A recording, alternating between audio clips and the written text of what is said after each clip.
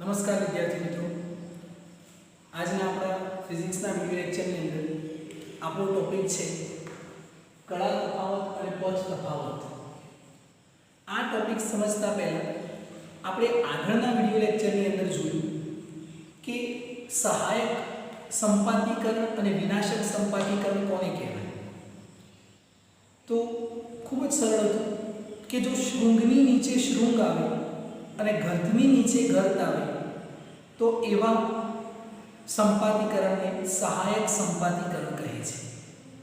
શૃંગની નીચે શૃંગ અને ઘર્તની નીચે ઘર્ત આવે તો એવા સંપાતીકરણને કયું સંપાતીકરણ કહેતા? સહાયક સંપાતીકરણ. અને સહાયક સંપાતીકરણની અંદર તીવ્રતા કેટલી ઘણી વધી જતી? 4 ગણી. વિનાશક સંપાતીકરણ કોને કહેતા? જો શૃંગની નીચે ઘર્ત અને ઘર્તની નીચે શૃંગ આવે, ઓલ્ટરનેટ આવે, તો એને આપણે વિનાશક સંપાતીકરણ કહેતા અને એની તીવ્રતા કેટલી મળતી? 0. તો આજે આપણે એવું જ કંઈક ડિસ્કશન કરવું છે કળા તફાવત અને પથ તફાવત પરથી, પણ આપણું માઇન્ડ આપણે ડાયવર્ટ કરતા નથી. આપણે સહાયક સંપાતીકરણ માટે એક જ વ્યાખ્યા યાદ રાખીશું, એક જ પોઈન્ટ યાદ રાખીશું. કયો પોઈન્ટ? શૃંગની નીચે શૃંગ અને ઘર્તની નીચે ઘર્ત. તો એવા સંપાતીકરણને આપણે કેવું સંપાતીકરણ કહીએ છીએ? સહાયક સંપાતીકરણ. બરાબર છે. હવે એવું જ આપણે એક સમજીએ કળા તફાવત અને પથ તફાવત માટે. તો પહેલા આપણે સમજીએ કે કળા તફાવત કોને કહેવાય અને પથ તફાવત કોને કહીશું. કળા તફાવત કોને કહીશું અને પથ તફાવત કોને કહીશું? ધ્યાન આપજો. અહીંયા આગળ ખાસ ધ્યાન આપજો કે આ મેં એક સર્કલ ડ્રો કર્યું છે, ત્રિકોણમિતિનું સર્કલ છે. મેથ્સ વાળા મિત્રોને ખ્યાલ હશે, બાયોલોજી વાળા મિત્રો પણ આને ધ્યાનથી સમજજો તો વધુ ખ્યાલ આવશે. ખૂબ જ સરળ છે. જો અહીંયાથી આપણે સ્ટાર્ટ કરીએ તો 0, પછી આ કેટલું 90, આ કેટલું 180, આ કેટલું 270 અને અહીંયા કેટલું 360. અહીંયાથી સ્ટાર્ટ કરીએ છીએ, જ્યારે પાછા આવીએ છીએ ત્યારે કેટલી ડિગ્રી કમ્પ્લીટ થાય? 360 ડિગ્રી. આ ડિગ્રીમાં છે, આ ડિગ્રીમાં છે. 90 degree, 180 degree, 270 degree, 0 degree. Okay. તો એક સર્કલ ક્યારે કમ્પ્લીટ થાય? જ્યારે 360 ડિગ્રી થાય ત્યારે. હવે આ મેથ્સની ભાષાની અંદર લખીએ તો 0 પછી 90 એને આપણે શું કહીએ છીએ? π/2. 90 ને શું કહીએ? π/2. કેમ કે પાઈ ની વેલ્યુ શું લઈએ છે? 180. અને 180 એટલે પાઈ થઈ ગયું π/2 પાઈ. અહીંયા કેટલું થઈ ગયું? 3π/2. અને આ કેટલું થઈ ગયું? 2 પાઈ. 180 ગુણ્યા 2 એટલે 360. તો એક સર્કલ ક્યારે પૂર્ણ થાય? 0 થી સ્ટાર્ટ કરી અને જ્યારે 2 પાઈ ઉપર આવીએ, 2 પાઈ ઉપર આવીએ ત્યારે એક સર્કલ કમ્પ્લીટ થાય. અને એક સર્કલ એને એટલે જ આપણે કહીએ છીએ એક તરંગ કમ્પ્લીટ થાય. એક તરંગ. હવે આ જે શબ્દો છે π/2 પાઈ, 3π/2 2 પાઈ, 5π/2 3 પાઈ, 7π/2 4 પાઈ, આ જે છે એને આપણે કહીએ છીએ કળા. શું કહીએ છીએ? કળા. કળા તફાવત, ફેઝ ડિફરન્સ. તો એક તરંગ ક્યારે પૂર્ણ થાય? કેટલી કળા બદલાય ત્યારે એક તરંગ પૂર્ણ થાય? જ્યારે 2 પાઈ કળા થાય ત્યારે એક તરંગ કમ્પ્લીટ થાય. તો અહીંયા ધ્યાન રાખીએ, અહીંયા આપણે એક સોર્સ લઈએ છીએ. આ સોર્સ 1 છે, ઉદ્ગમ 1. સોર્સ એટલે ઉદ્ગમ, કોઈ બલ્બ લીધો આપણે. હવે એ બલ્બમાંથી એક તરંગ નીકળે છે. હવે આ તરંગની અંદર ધ્યાન આપજો મિત્રો, ક્યારે એક તરંગ કમ્પ્લીટ થાય? 2 પાઈ કળા તફાવત બદલાય ત્યારે. તો અહીંયા 0, પછી અહીંયાથી 0 π/2 અડધું, આટલું અડધું એટલે π/2. તો અહીંયાથી આટલું અડધું π/2, પછી પાઈ, પછી 3π/2 અને અહીંયા આવીએ એટલે શું પૂરું થયું? એક સર્કલ કમ્પ્લીટ થયું. એટલે આ પોઈન્ટ ઉપર આપણને ફેઝ ડિફરન્સ કેટલો મળે? કળાના તફાવત 2 પાઈ. એક આ અને બીજો આ, બે વેવ કમ્પ્લીટ થયું 2 પાઈ. ખ્યાલ આવશે? હવે અહીંયાથી ફરીથી સ્ટાર્ટ કરીએ એટલે અહીંયા શું આવશે? 4 પાઈ. જો 2 પાઈ પછી અહીંયા શું આવશે? 5π/2. અહીંયા શું આવશે 3 પાઈ, અહીંયા 7 પાઈ બાય 2 અને અહીંયા કેટલું આવ્યું 4 પાઈ. એટલે 2 પાઈ 4 પાઈ આવું થાય એટલે એક તરફ કમ્પ્લીટ થતું હોય તો 4 પાઈ ફરીથી અહીંયા સ્ટાર્ટ કરીએ કેટલું આવ્યું 6 પાઈ કેટલું આવ્યું 8 પાઈ અને આ પોઈન્ટ પર કેટલું મળે છે 10 પાઈ. કેટલા તરંગ બની ગયા? એક તરંગ, બીજું તરંગ, ત્રીજું તરંગ, ચોથું તરંગ, પાંચમું તરંગ. 5 તરંગ પૂર્ણ થાય. ઓકે, તો એક કળા તફાવત એટલે કેટલું 2 પાઈ. એટલે 2 પાઈ ફેઝ ચેન્જ થાય, 2 પાઈ કળા બદલાય એટલે કેટલા તરંગ પૂર્ણ થાય? એક તરંગ કમ્પ્લીટ થાય. સમજાયું મિત્રો કળા તફાવત એટલે કેટલું અને કેવી રીતે? હવે અહીંયા ધ્યાન આપજો. હવે આપણે સમજવું છે પથ તફાવત એટલે શું? તો 2 પાઈ એટલે એક કળા તફાવત અને 2 પાઈ કમ્પ્લીટ થાય એટલે એક તરંગ પૂર્ણ થયું. એક કળા તફાવત બદલાય એટલે એક તરંગ પૂર્ણ થઈ ગયું. જો અહીંયાથી સ્ટાર્ટ કરી અહીંયા આવી એક તરંગ પૂર્ણ થઈ ગયું અને એક તરંગ એટલે એક લેમ્ડા કહેવાય. એક તરંગ એટલે કેટલા લેમ્ડા કહેવાય? એક લેમ્ડા. તો જ્યારે 2 પાઈ થાય ત્યારે કેટલા લેમ્ડા? 1 લેમ્ડા. પછી 4 પાઈ એટલે બીજું તરંગ પૂર્ણ થયું એટલે 2 લેમ્ડા, પછી 3 લેમ્ડા, પછી 4 લેમ્ડા અને પછી 5 લેમ્ડા. આ lambda 2 lambda 3 lambda 4 lambda 5 lambda. એટલે આના ઉપરથી અહીંયા આપણે એક પોઈન્ટ નોટ કરી શકીએ કે 2 પાઈ કળા તફાવત બરાબર 1 લેમ્ડા પથ તફાવત. પથ તફાવત એટલે 2 પાઈ કળા બદલાય ત્યારે એક તરંગ પૂર્ણ થાય અને એક તરંગ એટલે 1 લેમ્ડા અને લેમ્ડાને આપણે શું કહીએ છીએ? પથ તફાવત. લેમ્ડાને શું કહીએ છીએ? પથ તફાવત. તો આ કળા તફાવત છે અને આ પથ તફાવત છે. ખ્યાલ આવશે મિત્રો? આ કળા તફાવત અને પથ તફાવત આને આપણે કહીએ છીએ. હવે ધ્યાન આપજો.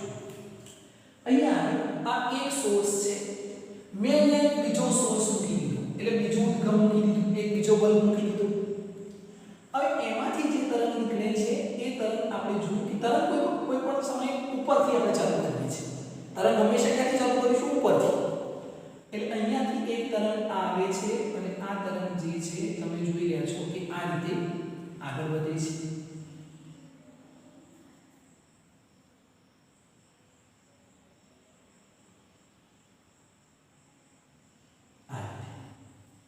દેખાયું?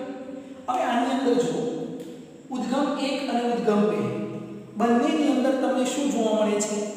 તો શૃંગની નીચે શૃંગ, ગર્તની નીચે ગર્ત, શૃંગની નીચે શૃંગ, ગર્તની નીચે ગર્ત, શૃંગની નીચે શૃંગ આ રીતે જોવા મળે છે. તો આ કયા પ્રકારનું સંપાતીકરણ કહેવાય?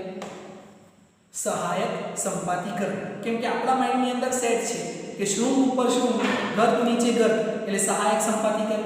તો આ કયા પ્રકારનું સંપાતીકરણ છે? સહાયક સંપાતીકરણ. હવે આ બંને વચ્ચેનો મારે કળા તફાવત જોઈએ છે અને પથ તફાવત જોઈએ છે. કળા તફાવતને આપણે કહીએ છીએ d phi. આ કળા તફાવત છે અને પથ તફાવતને આપણે કહીએ છીએ d lambda. આ પથ તફાવત છે. લેમ્ડા એટલે પથ તફાવત અને phi એટલે કળા તફાવત. હવે ધ્યાન આપજો મિત્રો, અહીંયા સમજો. આ બંને વચ્ચેનો કળા તફાવત કેટલું? તો અહીંયા આનો કળા તફાવત કેટલો છે? અહીંયાથી સ્ટાર્ટ થયો 0, અહીંયાથી સ્ટાર્ટ થયો 2 પાઈ, ફરીથી અહીંયા આવી ગયો કેટલો? 4 પાઈ, ફરીથી અહીંયા આવી ગયો કેટલો? 6 પાઈ, ફરીથી અહીંયા આવી ગયો કેટલો? 8 પાઈ અને આ કેટલો? 10 પાઈ. હવે આ બંને વચ્ચે કળા તફાવત કેટલો? તો 10 પાઈ - 10 પાઈ કળા તફાવત કેટલો? કળા તફાવતને શું કહીએ છીએ? d phi. કળા તફાવત કેટલો મળે? 0. ચલો પથ તફાવત કેટલો? પથ તફાવત કેટલો? તો બંને તરંગ સમાન જ છે. તો આ પથ તફાવત અંતિમ પોઈન્ટ કેટલો છે? 5 લેમ્ડા. Sorry 5 lambda. 5 લેમ્ડા અને આ પણ કેટલું? 5 લેમ્ડા. તો 5 લેમ્ડા - 5 લેમ્ડા પથ તફાવત પણ કેટલો મળશે? 0. તફાવત ખ્યાલ આવે છે? અંતિમ પોઈન્ટથી આપણે તફાવત માપીએ તો આ આમાંથી આ 10 પાઈ માઈનસ 10 પાઈ 0 અને 5 પાઈ 5 લેમ્ડા માઈનસ 5 લેમ્ડા 0. હવે આપણે શું કરીએ છીએ, આ ઉદ્ગમને, આ જે ઉદ્ગમ છે એને અહીંયાથી હટાવી અને અહીંયાથી સ્ટાર્ટ કરાવીએ છીએ, અહીંયા મૂકીએ છીએ.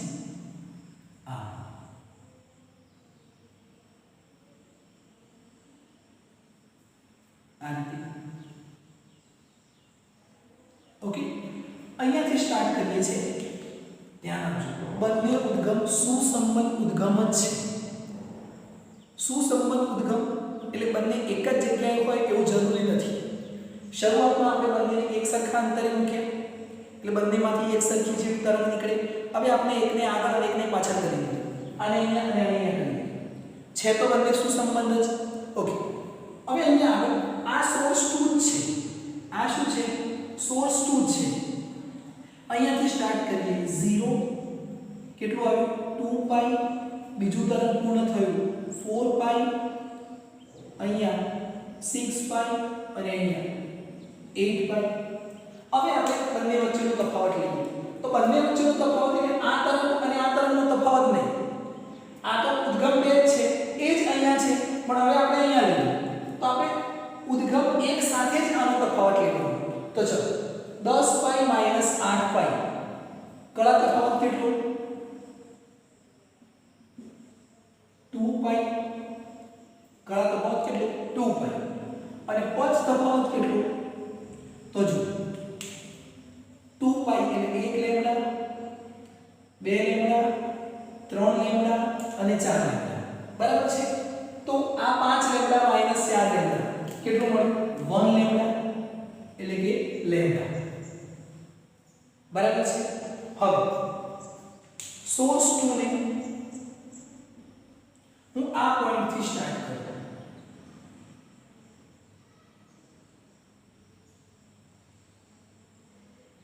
આ પોઈન્ટ થી સ્ટાર્ટ કરું, બરાબર છે. તો અહીંયા કેટલું 0 એક તરંગ કમ્પ્લીટ થયું એટલે 2 પાઈ, અહીંયા 4 પાઈ અને અહીંયા 6 પાઈ, બરાબર છે. ચલો હવે બંને વચ્ચેનો પદ તફાવત અને કળા તફાવત મને લખાવો તો આ કળા તફાવત અને આ પદ તફાવત. ચલો કળા તફાવત કેટલો 10 પાઈ માઈનસ 6 પાઈ એટલે 4 પાઈ અને પદ તફાવત કેટલો 5 લેમ્ડા, અહીંયા 1 lambda 2 lambda 3 lambda, 5 lambda minus 3 lambda કેટલું આવશે 2 લેમ્ડા. ખ્યાલ આવશે. હવે અહીંયા આપણને એક બીજી શરત મળી ગઈ. કઈ શરત? અત્યાર સુધી આપણે શું યાદ રાખતા હતા કે શૃંગની નીચે શૃંગ, ગર્તની નીચે ગર્ત, તો એને આપણે કેવું કહેતા હતા સહાયક સંપાતીકરણ, બરાબર છે. હવે અહીંયા હું નોટ કરું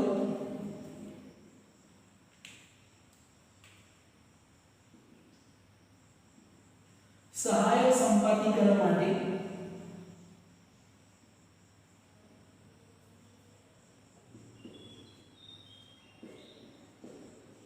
સહાયક સંપાતીકરણની શરત, સહાયક સંપાતીકરણ માટેની શરત.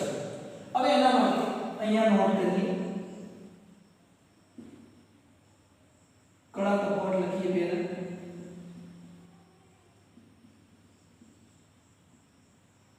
અને અહીંયા આગળ પદ તફાવત લખી દઈએ.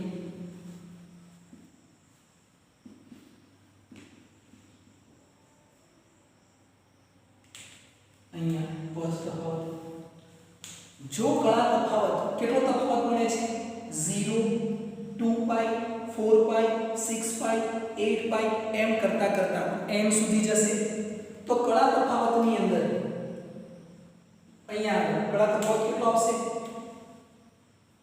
0 2 પાઈ 4 પાઈ 6 પાઈ એમ કરતા કરતા n સુધી એટલે 2n પાઈ 2n પાઈ. કેમ n પાઈ ના લખ્યું અને 2n પાઈ લખ્યું? કેમ કે આ બેનો ગુણિત છે, બેનો ગુણિત છે. જો 0 અહીંયા n બરાબર 0 મૂકી દો તો આખું 0 થઈ. પછી n બરાબર 1 મૂકો તો 2 * 1 એટલે 2 પાઈ મળે. 2 મૂકી દો 2 * 2 એટલે 4 પાઈ મળી ગયું.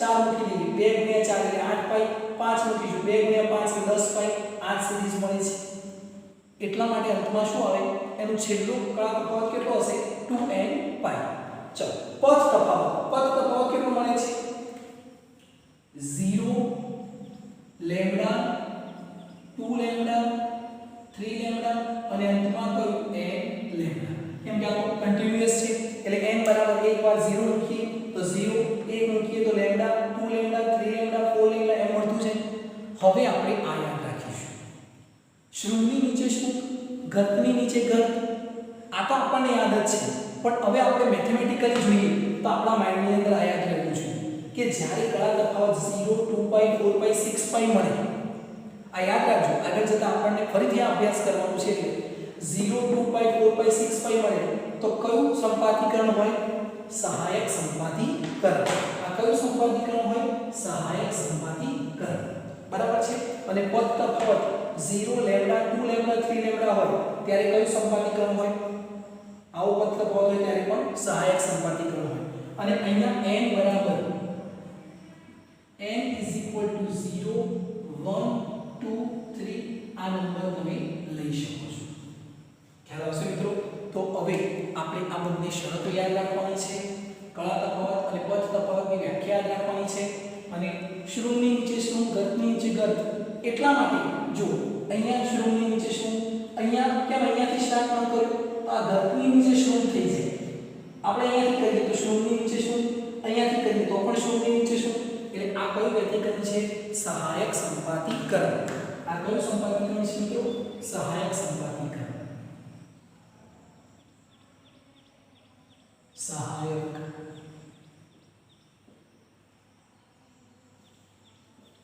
સંપાતીકરણ ખ્યાલ આવશે મિત્રો તો આટલું તમારે યાદ રાખવાનું છે તૈયાર કરવાનું